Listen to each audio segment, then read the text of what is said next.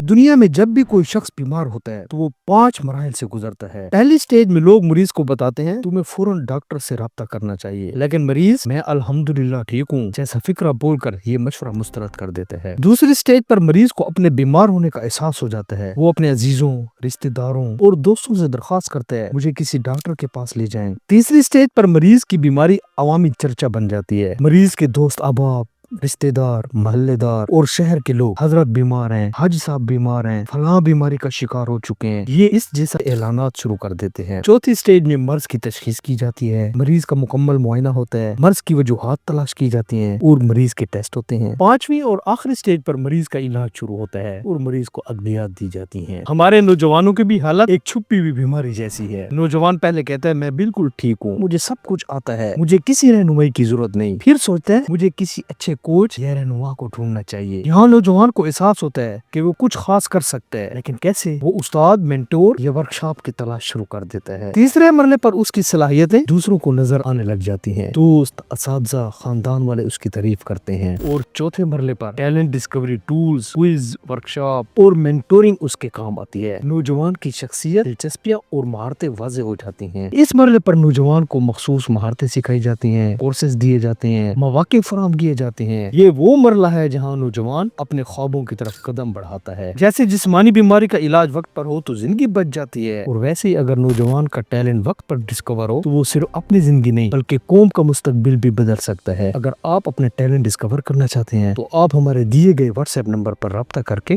ہم سے سیشن لے سکتے ہیں۔